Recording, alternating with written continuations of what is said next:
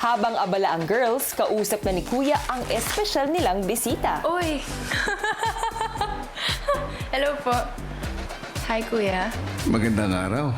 Hello po. Hello, Belle. Maligayang pagdating sa aking bahay. Thank you po for having me here, Kuya. First time kong pumasok dito sa bahay niyo. Ang weird, Kuya. Nakatingin lang pala ako sa camera dito. Okay naman, Kuya. Masaya. Excited. Masaya din ako na nabisita mo kami rito. Maaari ba tayong magkwentuhan? Sige po, Kuya. About me, si Belle po ay isang ate ng 4 na magkakapatid. Panganay po ako sa pamilya namin. Lumaki akong close sa mama ko, close sa mga kapatid ko. Mahiyaing bibo. Ako po yung mahiyain sa una. Pero pag unti-unti ko nagiging close, doon na po ako nagwo-warm up. Tapos ako rin po kasi growing up, ako yung tipong bata na mahilig mag-entertain ng tita.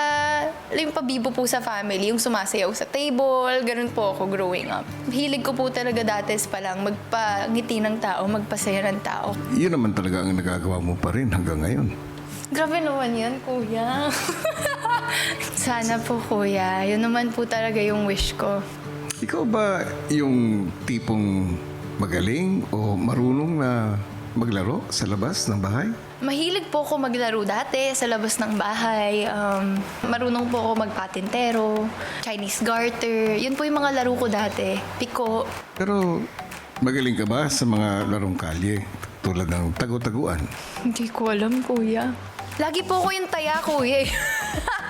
Hindi po ako yung laging natatago. Ako yung laging nanguhuli. Okay, sakto. Kasi yun ang magiging task mo. Sa pagpasok mo ng aking bahay, kailangan hindi ka mahuli ng mga boys. Good luck, Kuya.